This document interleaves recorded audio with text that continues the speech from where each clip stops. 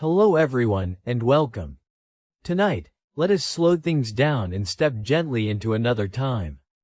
Set aside modern comforts, quick answers, and reassuring medical certainty, because today's story comes from an era when pregnancy was not simply a personal journey, but a carefully controlled social experience.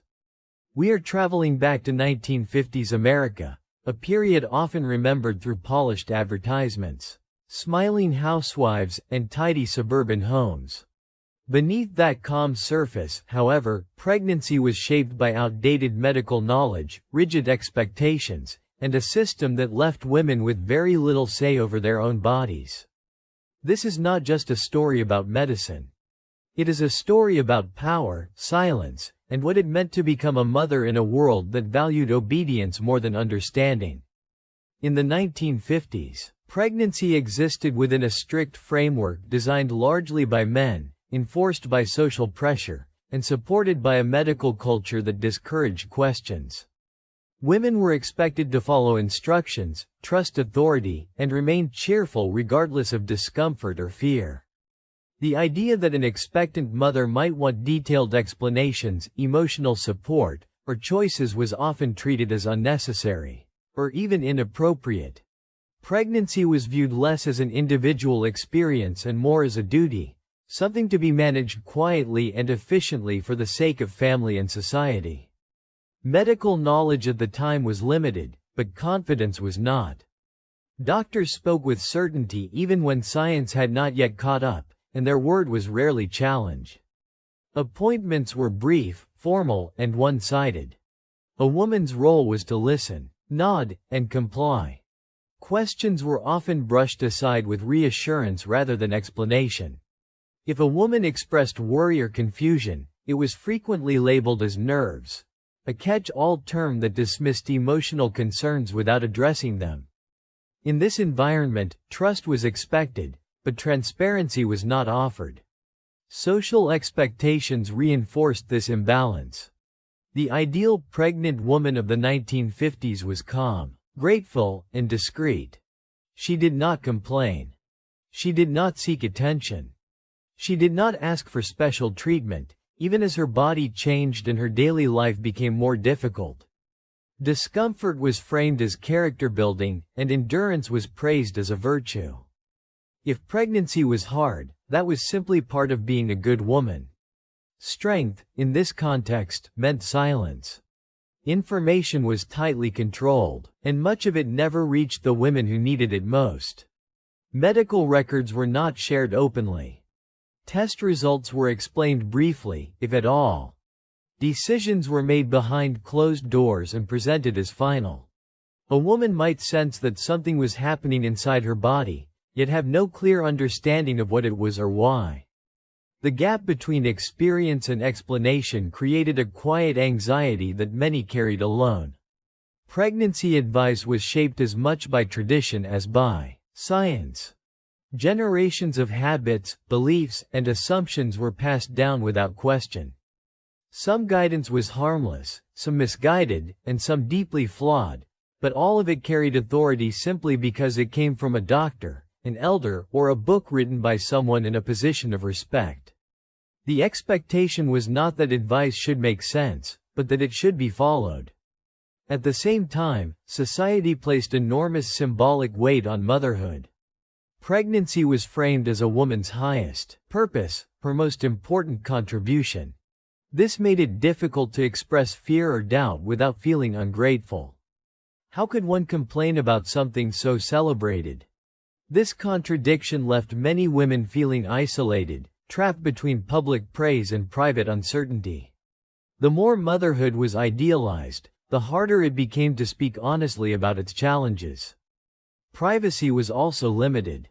While early pregnancy was often hidden out of fear or superstition, once the news became public, the woman's body was treated as communal territory. Advice flowed freely, boundaries dissolved, and personal space became negotiable. Everyone seemed entitled to an opinion. Yet even in this crowded social environment, the pregnant woman's own voice often carried the least weight. The 1950s were an era of order and control, and pregnancy reflected that mindset.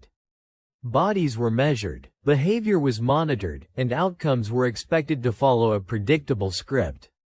Deviations were viewed with suspicion. A woman who struggled physically or emotionally risked being labeled difficult or weak. There was little room for individuality, and even less for disagreement.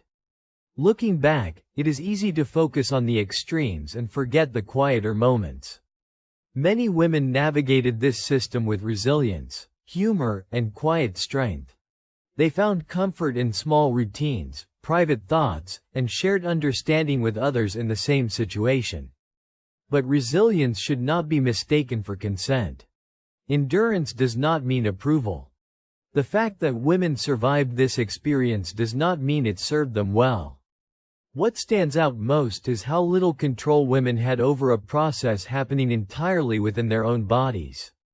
Decisions about health, comfort, and care were often made without their full involvement. Pregnancy was something that happened to them, guided by others, rather than something they actively shaped. In a time that prized stability and conformity, personal agency was a luxury few pregnant women were allowed. This story matters because it reminds us how recently these attitudes were considered normal.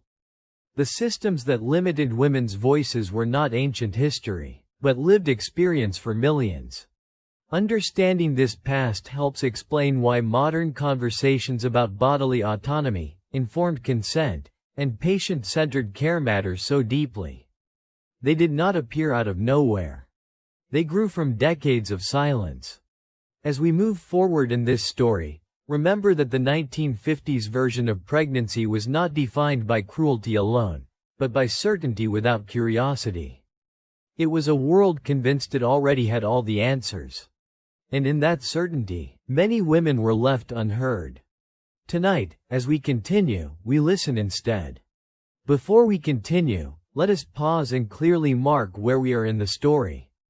This is Idea 2, and it focuses on something that modern audiences often take for granted, knowing whether you are pregnant. Today, a quiet moment, a small test, and a few minutes are usually enough to bring clarity. In 1950s America, that clarity did not come quickly, privately, or gently.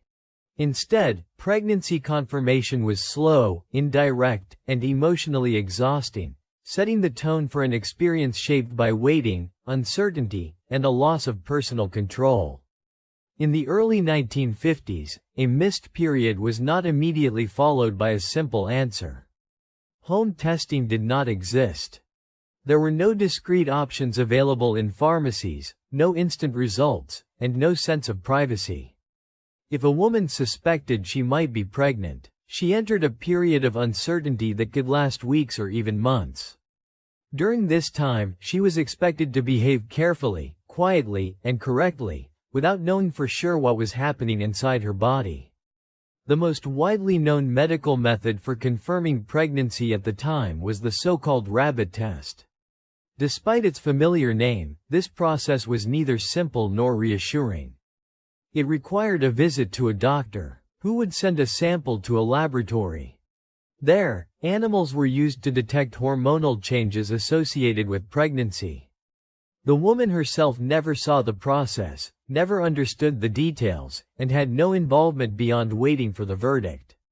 Results could take days, sometimes longer, and they were not always clearly explained. Waiting was not a neutral experience. It was filled with quiet fear, hope, and self-monitoring. Every physical sensation was scrutinized. Fatigue, nausea, mood changes, and appetite shifts were analyzed endlessly, often without guidance. Was this a sign, or just imagination? Without reliable information, women relied on rumor, magazine articles, and whispered advice from friends. Knowledge was fragmented, inconsistent, and often contradictory. Privacy was limited in ways that are difficult to imagine today. To confirm a pregnancy, a woman had to involve authority figures immediately. Doctors, nurses, receptionists, and sometimes family members became part of the process before the woman herself had time to fully understand her own feelings. There was no space for quiet reflection or personal adjustment. The experience was medicalized from the very beginning, even before certainty existed. Emotional responses during this waiting period were rarely acknowledged as valid. Excitement was expected if pregnancy was confirmed. Calm acceptance was expected if it was not. Anxiety, confusion, or ambivalence were rarely discussed openly. If a woman expressed worry while waiting for confirmation, it was often dismissed as unnecessary stress. She was told to relax, to be patient, to trust the process. The emotional weight of uncertainty was treated as a minor inconvenience rather than a real burden. For many women, this waiting period was also shaped by fear of social consequences. Pregnancy outside of marriage carried severe judgment. Even within marriage, timing mattered. A pregnancy that came too soon or too late could invite gossip and speculation. This meant that suspicion alone, before confirmation, could feel dangerous. Women became careful about their movements, their clothing, and their words, long before they had any official answer. The medical system reinforced distance rather than understanding. Doctors rarely explained how pregnancy tests worked or why they took time. Scientific language was simplified or withheld altogether. The assumption was that detailed explanations were unnecessary, and perhaps even harmful. Knowledge was something professionals possessed, not something to be shared. This created a power imbalance where women waited passively for information that directly affected their lives. Time stretched differently during this period. Days felt longer. Ordinary routines became charged with meaning. A cup of coffee, a moment of dizziness, a missed appetite could suddenly feel important. Without confirmation, women existed in a liminal space, not quite pregnant, not quite not. This ambiguity shaped their behavior and emotional state, often in silence. Cultural expectations encouraged restraint. Women were advised not to announce a possible pregnancy too early, lest something go wrong. This caution was presented as wisdom, but it also meant isolation. A woman could be navigating intense emotional changes while pretending nothing was happening at all. Smiles were maintained. Duties continued. Internally, uncertainty grew. There was also a deep sense of dependency. A woman could suspect, feel, and intuit changes in her own body, yet none of it counted as real until confirmed by a professional.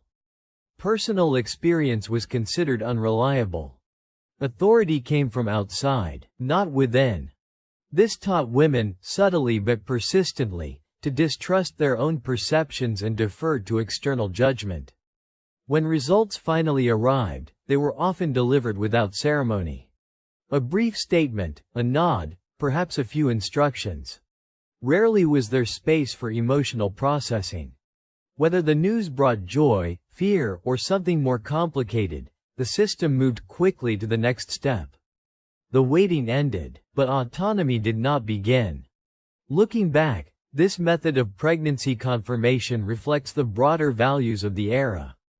Control, hierarchy, and emotional restraint shaped even the most personal moments. The process was not designed to support the woman's inner experience, but to manage outcomes efficiently.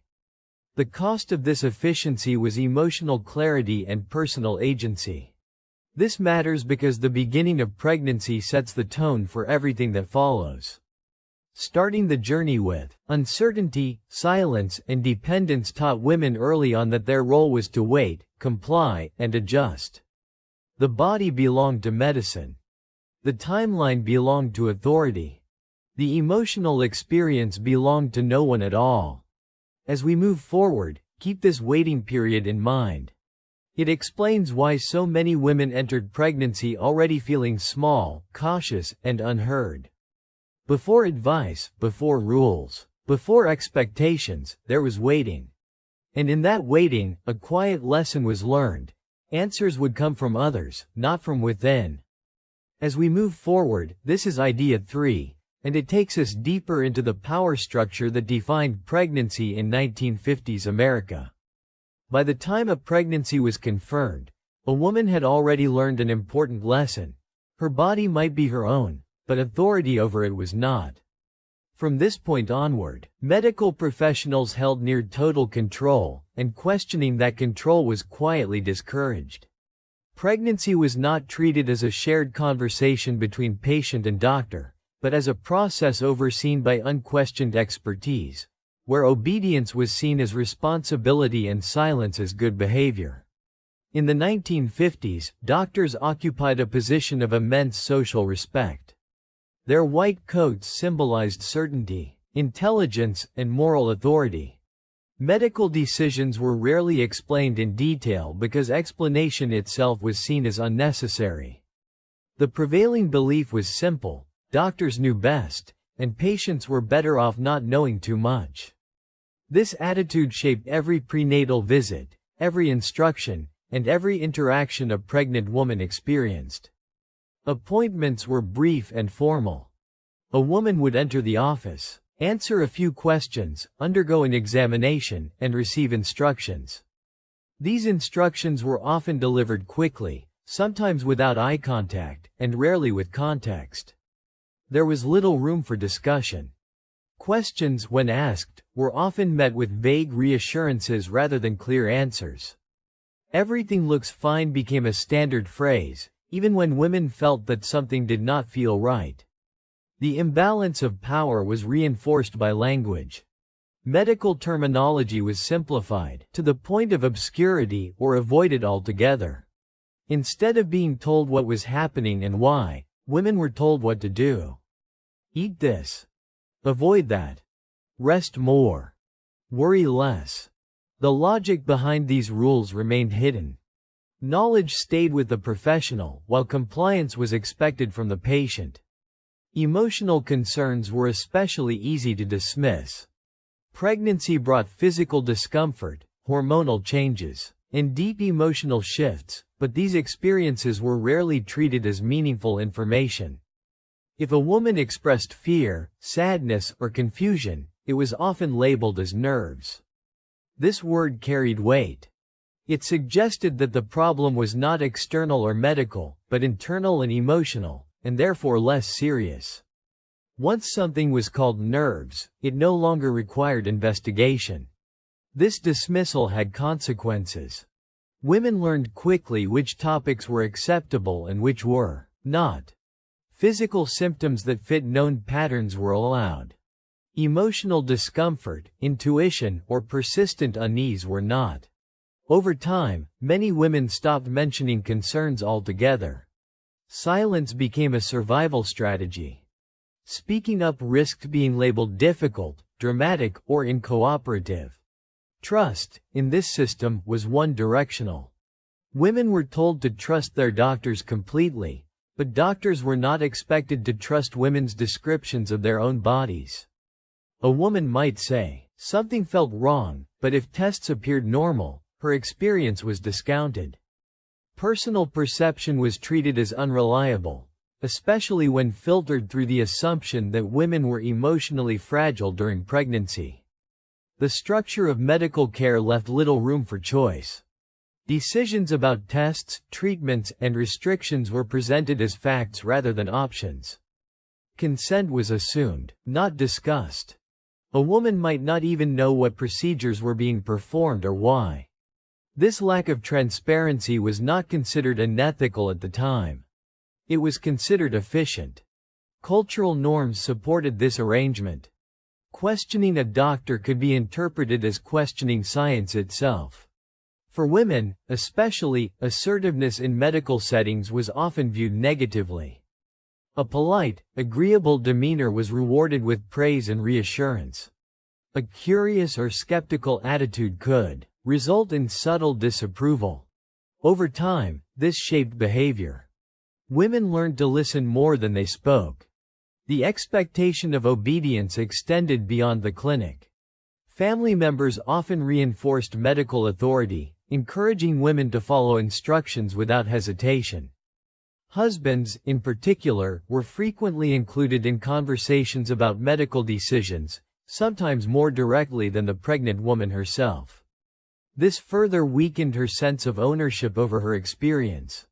What makes this dynamic especially striking is how normalized it was. Many women did not see this loss of agency as unfair, because they had never been offered an alternative. The system presented itself as protective and rational. It promised safety in exchange for surrender. And in a society that valued order and stability above all else, that promise was persuasive. Yet beneath the surface, this structure created quiet distress. When women were told to ignore their instincts, they internalized doubt. When concerns were dismissed, they learned to minimize their own feelings. When authority spoke louder than experience, self-trust eroded. These effects did not always appear dramatic, but they were deeply influential. Some women attempted to push back in small ways. They asked extra questions. They sought second opinions when possible. They compared notes with friends. But these acts of resistance were subtle and often hidden. Open defiance was rare, not because women lacked intelligence or courage, but because the social cost was high. The medical system of the 1950s was not intentionally designed to harm, but it was built without women's voices at the center. Its confidence left little room for uncertainty, curiosity, or emotional nuance. Pregnancy, instead of being a dialogue, became a set of instructions delivered from above. This matters because authority shapes experience. When one voice dominates, others fade. The pregnant woman's role was reduced to that of a subject rather than a participant. Her body was monitored, measured, and managed, but her perspective was secondary. Care focused on outcomes, not understanding. As we continue this story, remember that this silence was learned early and reinforced often. By the time later rules and restrictions appeared, many women had already accepted that their role was to comply rather than question. The foundation was set here, in exam rooms where authority spoke confidently and women listened quietly. In the next part of the story, we will see how this unquestioned authority extended beyond words and into strict control over behavior, weight, and daily life. But it all begins here, with a system that taught women to doubt themselves and trust everyone else instead. And here the story shifts from authority in words to authority in numbers. Once a woman was firmly under medical supervision, pregnancy in the 1950s became a carefully measured process. Weight, posture, appetite, sleep, and daily habits were monitored with a level of precision that left little room for flexibility. The pregnant body was no longer just observed. It was regulated. Every change was expected to follow a narrow script, and any deviation from that script was treated as a potential problem. Weight gain became one of the most visible symbols of control. Doctors often insisted that a woman gain a very specific amount, commonly around 18 pounds, regardless of her height, body type, or starting weight. This number was presented as scientific fact, even though it was based on limited understanding. The scale became a judge. Each appointment began or ended with a weigh-in, and the result carried moral weight as much as medical meaning. Gaining too much suggested a lack of discipline. Gaining too little raised concerns about obedience to instructions. Food, therefore, was no longer just nourishment. It became a test of character. Women were advised to eat according to rigid plans that emphasized control over pleasure. Portions were monitored. Cravings were viewed with suspicion. Hunger was something to manage, not trust. The idea that a pregnant woman might listen to her body's signals was discouraged. Appetite was framed as something that needed supervision. Doctors often warned women that gaining too much weight would make childbirth harder, recovery slower, and future appearance less acceptable. These warnings were not subtle. They carried an undercurrent of judgment, linking physical changes to personal failure. Pregnancy was supposed to be temporary, and a woman was expected to return quickly to her previous shape. The body was allowed to change, but only within limits and only for a short time. Daily behavior was also tightly regulated. Pregnant women received long lists of do's and don'ts. Avoid strenuous activity, but do not be lazy. Rest often, but remain useful. Walk, but not too much. Sit, but not for too long. These instructions were often vague and contradictory, leaving women anxious about making mistakes. Without clear explanations, they relied on guesswork and caution. Sleep habits were monitored as well. Too much sleep suggested weakness. Too little suggested anxiety. The right amount was rarely defined. Once again, women were expected to instinctively find a balance that matched expectations they were never fully told. When discomfort interfered with rest, the solution was rarely discussion. It was often more rules. Even posture and appearance became part of medical advice. Women were told how to stand, how to sit, how to move. The pregnant body was treated as something that needed constant correction. There was little appreciation for the natural variability of pregnancy. One model was presented as ideal, and everyone was expected to fit into it. Underlying all of this was a deep fear of unpredictability. Medicine in the 1950s sought order. Numbers felt reassuring. Charts and averages created the illusion of control. By reducing pregnancy to measurable targets, doctors believed they could prevent complications. But this approach often ignored the complexity of individual bodies and experiences. Emotional responses to these rules were rarely discussed. For many women, constant monitoring created stress rather than comfort. Each appointment became a moment of evaluation. Approval or disappointment could be felt in a glance, a tone of voice, or a brief comment. Over time, women learned to anticipate judgment and adjust behavior accordingly, sometimes at the expense of their own comfort.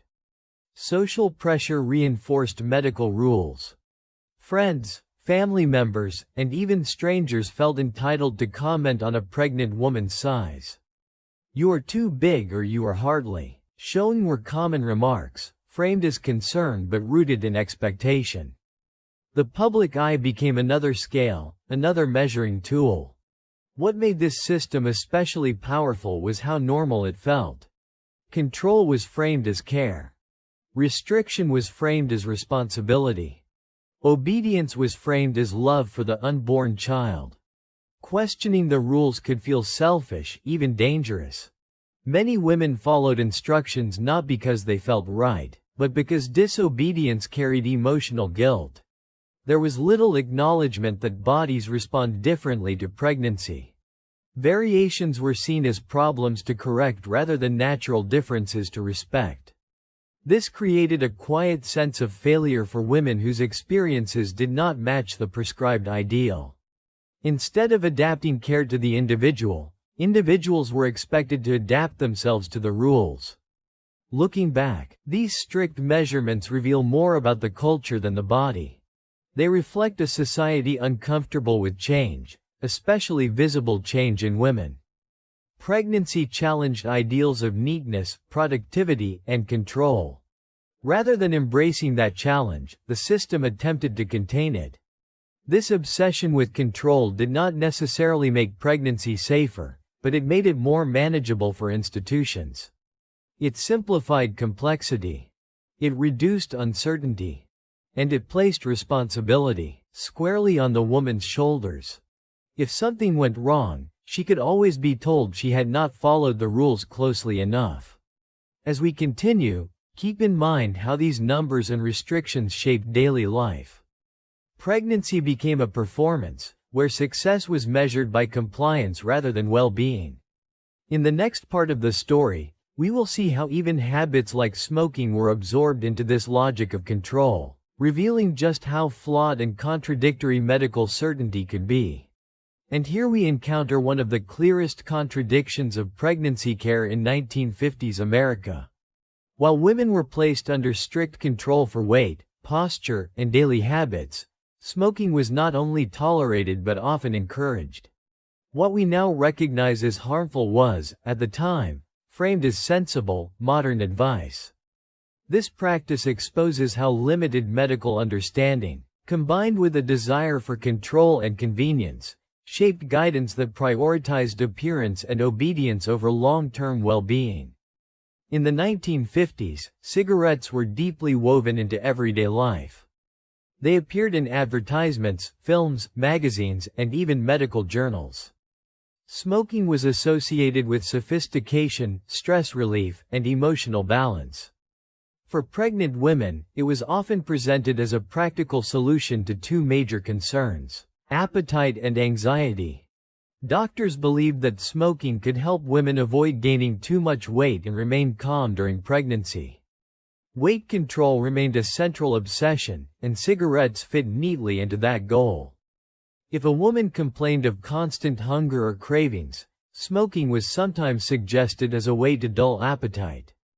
The logic was simple and deeply flawed: fewer calories meant better control, and better control meant a better pregnancy. The idea that hunger might be a natural signal from the body was overshadowed by fear of excess weight. Anxiety was treated in a similar way. Pregnancy brought uncertainty, discomfort, and emotional shifts, but instead of addressing these feelings through conversation or reassurance, doctors often aimed to suppress them. Smoking was seen as a quick, effective way to steady nerves. A calm woman was viewed as a cooperative patient. The goal was not emotional understanding, but emotional quiet. Advertisements reinforced this message. Cigarette brands marketed themselves as gentle, smooth, and even health-conscious. Some campaigns explicitly suggested that smoking could ease tension and support self-control. These messages did not exclude pregnant women. In fact, images of elegant expectant mothers smoking subtly reinforced the idea that this behavior was acceptable, even refined. Medical authority lent credibility to these cultural signals. When a doctor suggested smoking, it carried weight. Women trusted that advice because they were taught to trust doctors above their own instincts.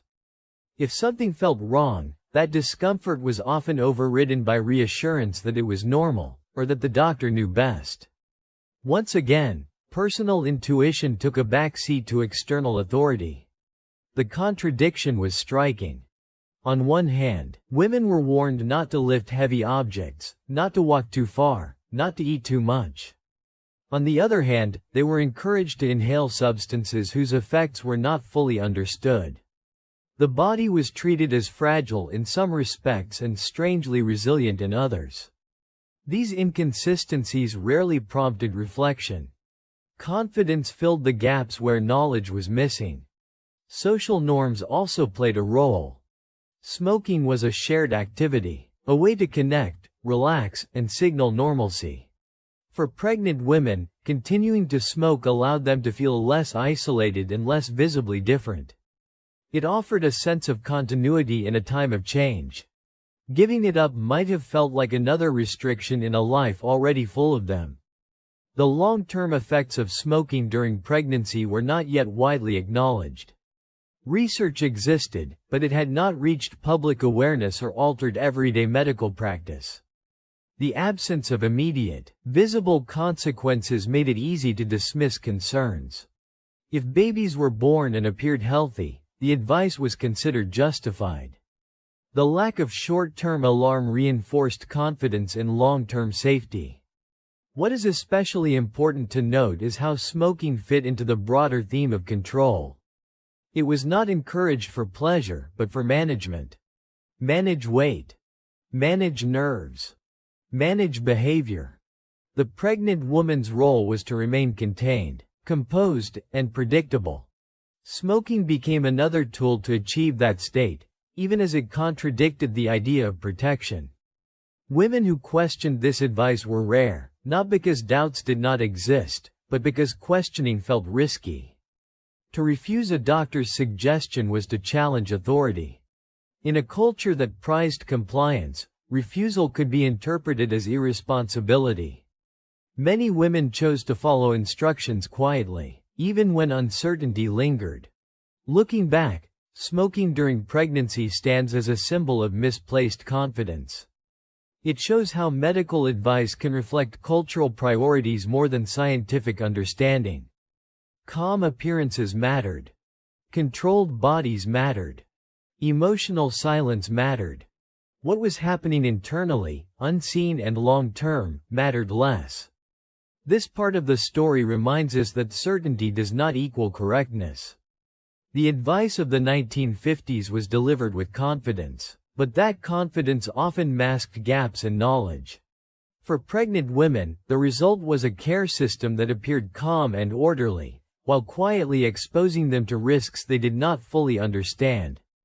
As we continue, we will see how this same logic shaped ideas about nutrition, revealing further contradictions between what was believed to be healthy and what truly supported the body.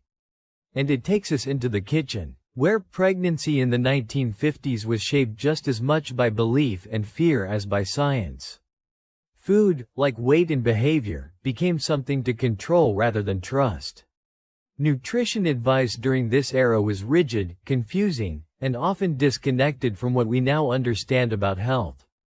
Instead of encouraging balance or listening to the body, the system promoted rules that favored predictability, shelf life, and tradition over freshness and variety. In 1950s America, prenatal nutrition was built around a narrow definition of what counted as good food. Milk was considered essential, almost sacred. Pregnant women were strongly encouraged, and sometimes pressured, to drink large quantities every day.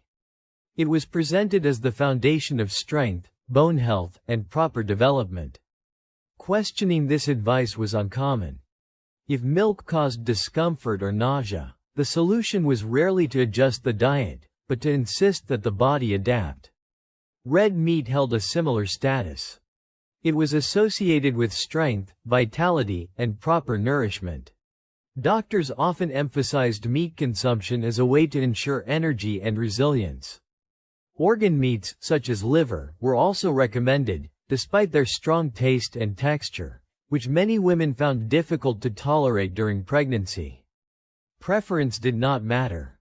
Compliance did. At the same time, fresh fruits and vegetables were treated with suspicion. There was a widespread fear of contamination, especially from raw produce. Without modern refrigeration, sanitation standards varied, and this led to an exaggerated concern that fresh foods could cause illness.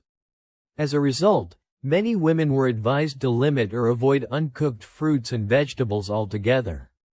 Instead, canned versions were considered safer and more reliable. Canned foods symbolized modern convenience and control. They were uniform, predictable, and long-lasting.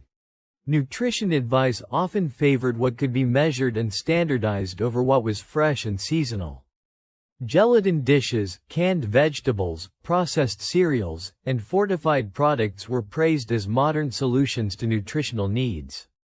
The idea that something preserved could be healthier than something fresh felt logical within a culture that trusted industry and technology. This approach to food reflected deeper anxieties. Pregnancy already represented change and uncertainty. Fresh foods, with their variability and unpredictability, felt risky. Processed foods felt stable. They came with labels, claims, and a sense of scientific backing. For doctors and patients alike, this offered reassurance, even if the nutritional value was limited. Calcium and protein were emphasized almost exclusively, while vitamins and fiber received far less attention. The complexity of nutrition was reduced to a few key components that could be easily explained and enforced. If a woman followed the list, she was considered responsible. If she struggled, the issue was framed as discipline rather than suitability of the advice.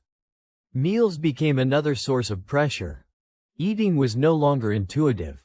It was monitored, evaluated, and sometimes judged. A woman who felt nauseated or uninterested in food was often encouraged to push through it. Discomfort was seen as something to overcome, not a signal worth respecting. Once again, the body's messages were treated as unreliable. Social expectations reinforced these rules. Family members, especially older relatives, often echoed medical advice with confidence. Meals were prepared according to tradition, and refusal could be interpreted as ungrateful or dramatic. Pregnancy did not excuse deviation from expected behavior. Instead, it demanded even greater adherence to norms.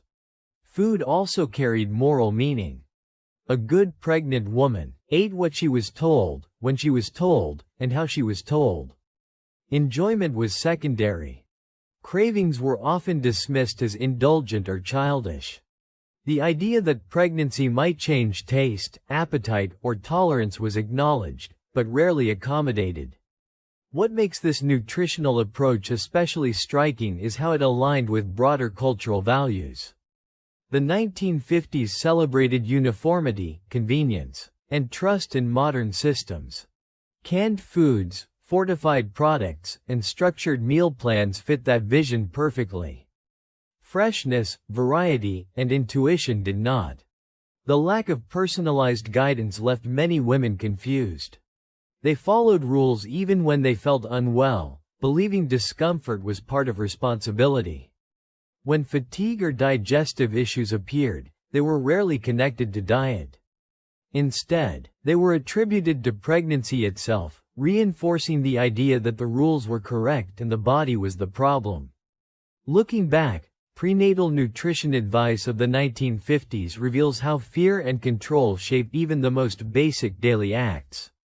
Eating, something deeply personal and cultural, became another space where women were expected to surrender judgment. The goal was not nourishment in a holistic sense, but compliance with a system that valued order over understanding. As we continue the story, this pattern becomes even clearer.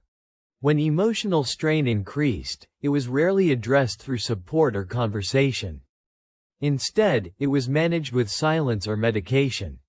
In the next part, we will explore how mental health during pregnancy was largely ignored, misunderstood, or chemically quieted, continuing the theme of control over care.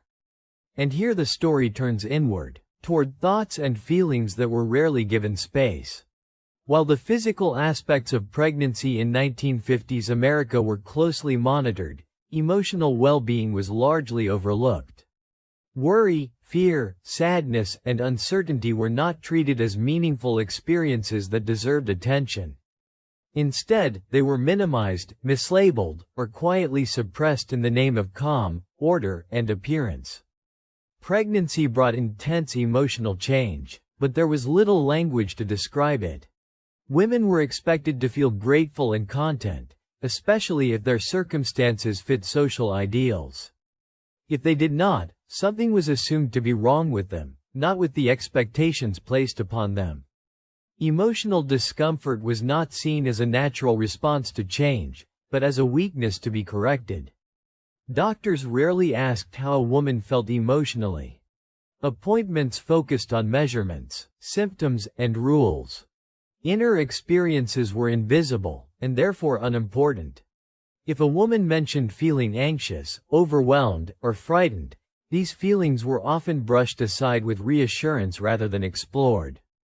The message was clear, calm was expected, and anything else was unnecessary noise. A common explanation for emotional distress was nerves. This vague term absorbed a wide range of feelings and reduced them to something trivial. Once emotions were labeled this way, they no longer required understanding. They required management. The goal was not insight, but quiet. A woman who appeared calm was considered healthy, regardless of how she felt inside. Social pressure reinforced this silence. Pregnancy was supposed to be joyful. Complaining risked appearing ungrateful or dramatic. Many women learned to smile through discomfort, believing that emotional honesty would burden others or reflect poorly on them. Support networks existed, but conversations often stayed on the surface, focused on practical details rather than inner struggles. Family members, too, played a role. Well-intentioned advice often emphasized positivity and endurance. Women have always done this was a common reassurance, meant to comfort but often dismissive. It suggested that emotional difficulty was unnecessary because it was not new. This left women feeling isolated, even when surrounded by people. When emotional strain became too visible to ignore, solutions were often external rather than supportive. Instead of conversation, reflection, or reassurance, the response was frequently to quiet the feeling. Calm appearances mattered more than emotional clarity. A composed woman fit better into the image of a stable household and a successful pregnancy. This approach reflected broader cultural attitudes. The 1950s valued emotional restraint, especially in women. Expressing distress openly was seen as inappropriate. Strength meant control, and control meant silence.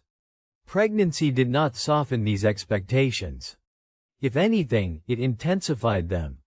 The result was a quiet loneliness. Many women navigated profound change without guidance or validation. They questioned themselves rather than the system. If fear appeared, they assumed it was personal failure.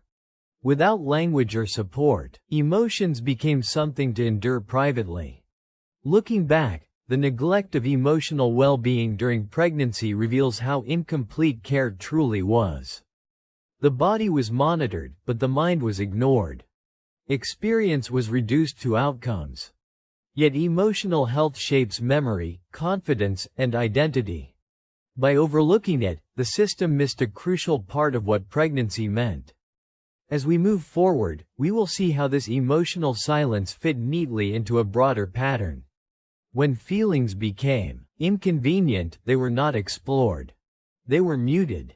In the next part of the story, we will examine how privacy and visibility shaped pregnancy, and how women were expected to hide early changes while preparing for public scrutiny later on.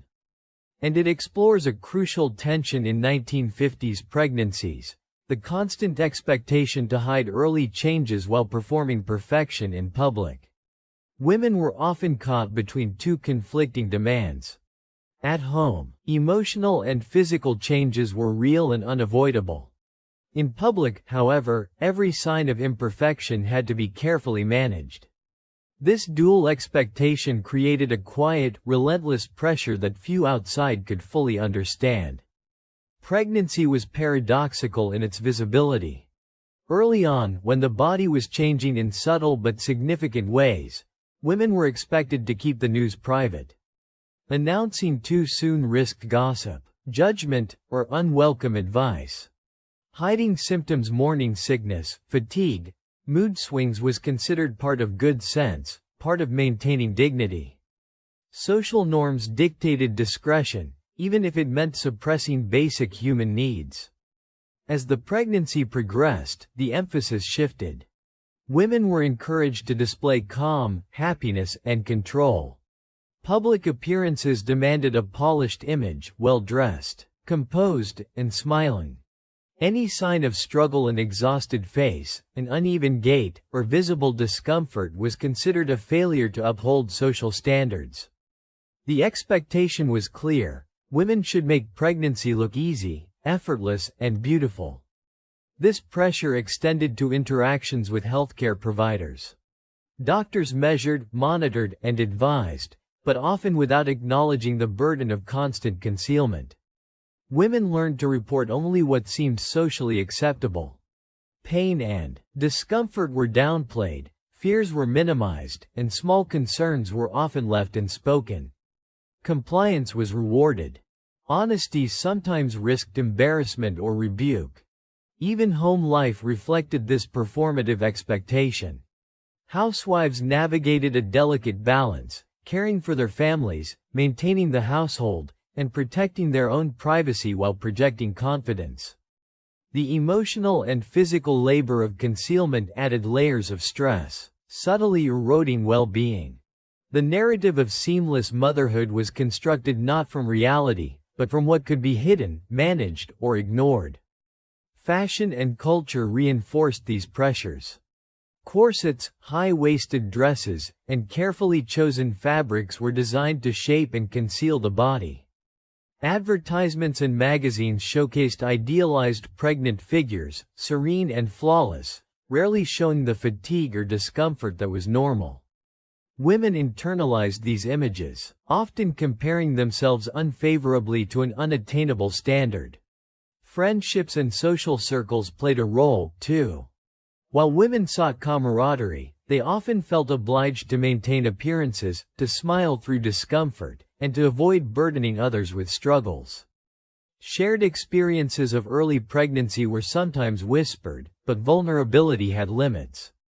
Too much honesty could be judged as weakness or oversensitivity.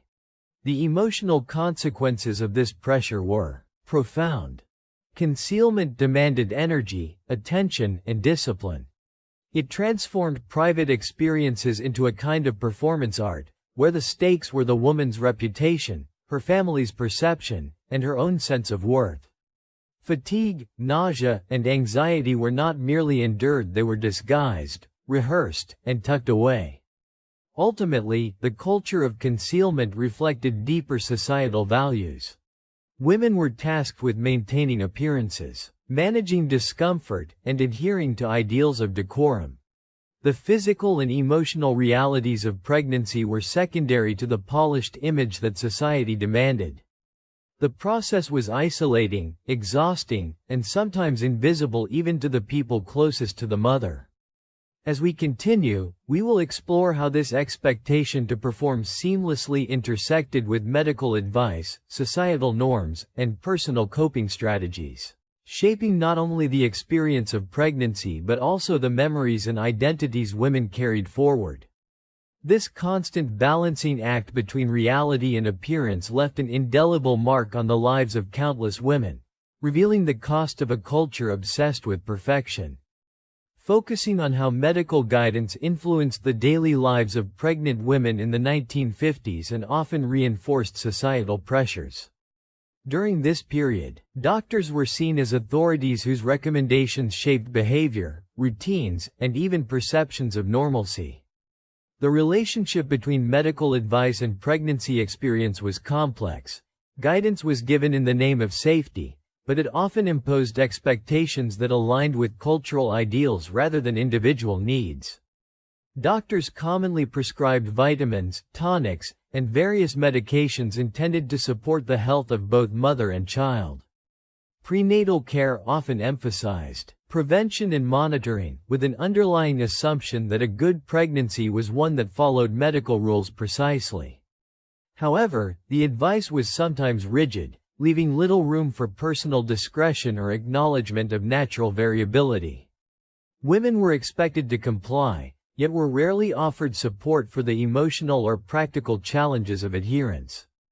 Pharmaceutical solutions, in particular, became a tool for controlling both the body and perception. Vitamins, iron supplements, and other prescribed pills promised a healthy pregnancy, but they also suggested that any deviation from wellness could be corrected with medication. In many ways, this medical model reinforced the idea that a woman's body was an object to be managed. Compliance signified responsibility, while any struggle or complication could be interpreted as failure. The presence of medical authority also influenced how women communicated their experiences. Discomforts and anxieties were often downplayed to avoid seeming hysterical or negligent. Morning sickness, mood swings, and fatigue were normalized as temporary inconveniences but were also something to endure silently. Women were encouraged to report only measurable symptoms, creating a divide between the private reality of pregnancy and the sanitized version presented to doctors. Medical advice intersected with cultural expectations of appearance and behavior. Guidance on diet, posture, rest, and activity often mirrored societal ideals. Slimness, poise, and composure were emphasized alongside health. Fashion, social conduct, and home management were subtly influenced by the same logic. The pregnant woman was both a patient and a performer, expected to internalize medical rules while presenting an idealized version of herself. Even within the home, medical prescriptions guided decisions. Daily routines were adjusted around pill schedules, dietary recommendations, and advice on sleep or exercise. These routines, while intended for health, also contributed to a sense of obligation and scrutiny. Compliance became a marker of virtue, and deviation, however minor, was fraught with guilt. Yet, despite these pressures, many women found ways to navigate, negotiate, and even quietly resist medical authority. Some supplemented prescribed care with home remedies, trusted intuition, or guidance from female relatives. Others learned to compartmentalize, following rules in public or at appointments while privately managing discomfort in their own ways. This delicate negotiation shaped not only the physical experience of pregnancy but also a mother's sense of autonomy, agency, and resilience. Ultimately, the intersection of medical advice and societal expectation created a structured yet demanding environment. Women were guided toward what was deemed healthy and proper, but often at the cost of personal comfort, spontaneity, and emotional expression. Understanding this dynamic sheds light on the complex interplay between authority, culture, and individual experience during one of the most transformative periods of a woman's life. As we move to the next idea, we will see how these medical and societal pressures interacted with domestic life, personal identity, and emotional well-being, shaping the lived experience of pregnancy in ways that were often unseen, unspoken, but profoundly felt. Which explores how domestic responsibilities and household expectations intensified the pressures on pregnant women in the 1950s. Beyond medical advice and societal ideals of appearance, women were expected to manage a home that reflected order, cleanliness, and comfort, all while navigating the physical and emotional demands of pregnancy. The home became a stage where perfection was both performed and measured, adding another layer to the already complex experience of impending motherhood. Household management during this period was not simply a matter of practicality, it was closely tied to identity and social status. Women were judged on their ability to maintain a spotless house, prepare nutritious meals, and ensure the well-being of every family member. Pregnancy, rather than reducing these expectations, often highlighted the tension between biological limitation and social demand. Many women were expected to continue domestic labor almost unchanged, with only subtle allowances for fatigue or discomfort. Daily routines were structured around household chores, often intertwined with care for children, spouses, and extended family. Meals had to be prepared on time, laundry completed, rooms tidied, and guests accommodated according to societal norms. The pressure to maintain a flawless domestic sphere sometimes led women to hide fatigue, skip rest, or overexert themselves, believing that any lapse reflected personal inadequacy.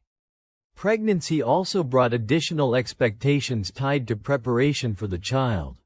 Nurseries had to be organized, baby clothes washed and folded, and parenting manuals consulted to ensure that every detail met cultural standards.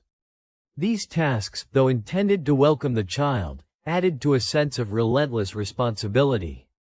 Even small oversights could trigger feelings of guilt or worry, magnifying the emotional labor associated with domestic life. Household expectations were often reinforced by family members and social networks. Advice and judgment came from mothers, aunts, neighbors, and friends, each offering guidance on how to properly run a home during pregnancy. While some of this advice was practical, much of it carried implicit messages about duty, virtue, and compliance with societal ideals. Women internalized these standards, shaping their behavior and self-perception in ways that could feel simultaneously empowering and constraining. The interaction between domestic life and medical guidance also reinforced pressure. Meal planning had to align with nutritional advice, rest schedules balanced with chores, and household cleanliness maintained to meet health standards. The convergence of these expectations created an environment in which women were constantly monitoring themselves, negotiating between personal comfort, family needs, and societal approval. Yet, within this structured domestic world, many women found strategies for resilience and creativity. Some delegated tasks, enlisted help from family, or devised time-saving routines. Others transformed chores into moments of reflection or bonding, integrating household duties into a broader sense of purpose and preparation for motherhood. These strategies offered small but meaningful ways to reclaim agency within a system that often demanded perfection. Ultimately, domestic life in the 1950s shaped pregnancy as much as medical advice or societal ideals. The home was both a place of care and a space of expectation, where women's bodies, energy, and emotional resources were constantly tested. Understanding the weight of these domestic pressures provides a clearer picture of the daily realities of pregnant women, highlighting the invisible labor, resilience, and adaptation required to navigate a world that demanded both physical and moral perfection. As we move forward, the next idea will examine how personal identity and emotional well-being were affected by the constant negotiation of these medical, societal, and domestic expectations, revealing the deeper human experience behind the carefully curated appearances of the 1950s.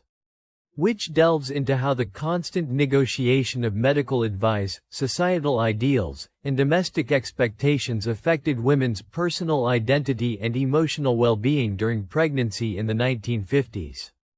Beyond physical appearance and household duties, pregnancy placed women in a complex emotional landscape where self-perception, confidence, and mental health were continually tested. Women were often caught between their own needs and the external pressures surrounding them. Societal messages emphasized that a good mother was calm, well-groomed, obedient to medical advice, and fully capable of managing her household. Falling short in any of these areas could provoke feelings of guilt, inadequacy, or anxiety. Even small deviations from the ideal, such as feeling fatigued, experiencing mood swings, or struggling with domestic tasks, could be interpreted as personal failure. Medical guidance, while meant to ensure the health of mother and child, could also contribute to emotional strain. Recommendations were frequently prescriptive and sometimes contradictory, leaving women uncertain about what was truly best. Diets, exercise routines, posture advice, and rest schedules all demanded careful attention, making women feel constantly monitored both by themselves and by society. The combination of oversight, expectation, and judgment could erode self-trust and magnify stress, creating a sense that their bodies and emotions were never fully their own. Social circles and family expectations added another layer of pressure. Advice from mothers, friends, and neighbors often came in the form of helpful warnings or comparisons, emphasizing what others had done or achieved. These interactions reinforced the idea that emotional stability and self-control were not just desirable but essential components of maternal identity. Women internalized these standards, sometimes suppressing emotions or neglecting personal needs to conform. Despite these pressures, many women developed coping mechanisms to preserve their emotional well-being and maintain a sense of identity. Journaling, social support from trusted friends, engagement in hobbies, or quiet reflection became strategies for self-expression and mental clarity. Some women found comfort in framing pregnancy as a personal journey rather than a series of obligations, creating small pockets of autonomy within an environment that emphasized control and conformity. Pregnancy also prompted introspection about the self beyond social roles. Women were forced to confront their vulnerabilities, desires, and ambitions alongside societal expectations. This internal negotiation often heightened emotional intelligence, empathy, and resilience, even while creating tension between personal authenticity and external standards. The process of managing these conflicting demands shaped identity in profound ways, influencing how women understood their bodies, emotions, and capacity to balance multiple roles. Emotional well-being was inseparable from physical health, societal approval, and domestic performance. The constant effort to align appearance, behavior, and household management with external ideals made self-care both a necessity and a challenge. Women's mental health was tested not only by the physiological realities of pregnancy but also by the invisible weight of judgment, expectation, and comparison. Recognizing these emotional dimensions provides a more holistic understanding of the lived experience of pregnancy in the 1950s, highlighting the interplay between body, mind, and society. As we proceed, the final idea will explore the long-term impact of these expectations on women's lives, revealing how the lessons, pressures, and adaptations of pregnancy extended far beyond the 9 months, shaping attitudes, choices, and social dynamics in the years that followed. The final point, which examines how the pressures, expectations, and experiences of pregnancy in the 1950s left lasting impressions on women's lives. The effects were not limited to the immediate months of gestation or the early years of child-rearing.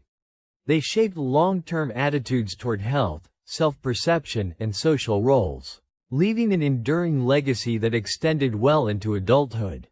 Women who navigated the highly prescriptive environment of 1950s pregnancy often carried forward the habits, anxieties, and standards instilled during that period. The strict attention to diet, body image, and domestic responsibility sometimes became lifelong patterns. For some, these routines instilled discipline and a sense of control, encouraging health-conscious behaviors and organized domestic management that could serve them and their families well. Yet, for others, the constant striving for an ideal left lingering feelings of inadequacy or self-doubt, particularly when real life failed to align with the perfection expected of them. The emotional frameworks established during pregnancy also shaped relationships and social interactions. Women learned to negotiate the balance between personal desires and societal obligations, a skill that informed future choices in marriage, motherhood, and professional life.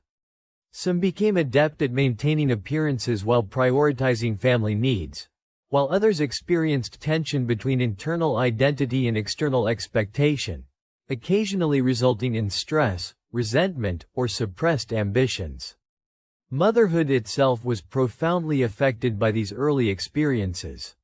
The notion that a good mother needed to be flawless in both emotional and practical terms created generational cycles of expectation.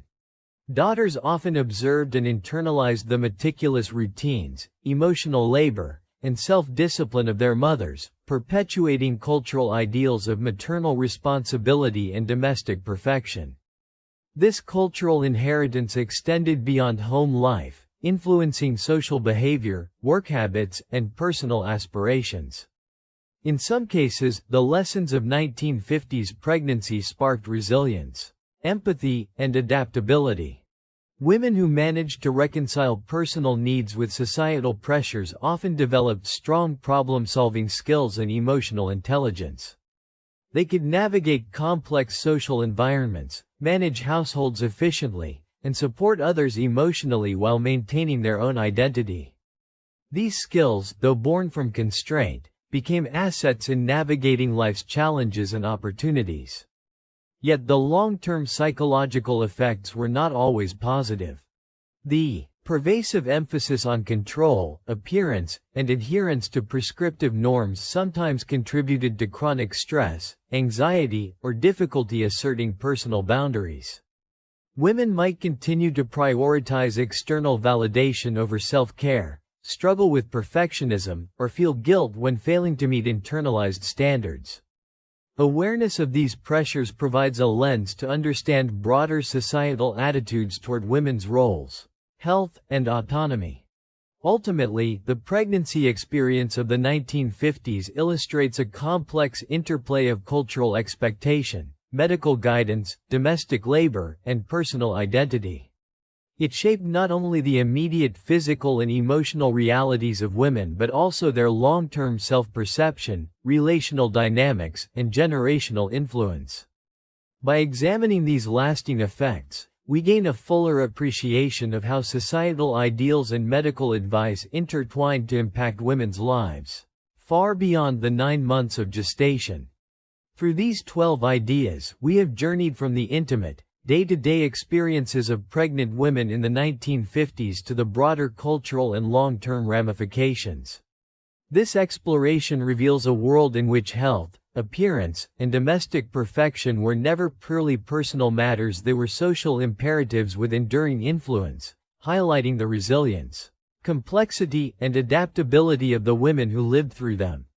To wrap things up, we have explored a world that might seem distant but is surprisingly revealing about how society, medicine, and cultural expectations shaped the lives of women in the 1950s.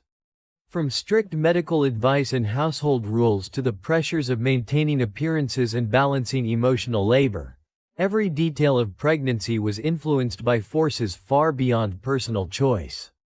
These 12 key points show how these pressures left lasting marks on women's health, self-perception, relationships, and even the generations that followed.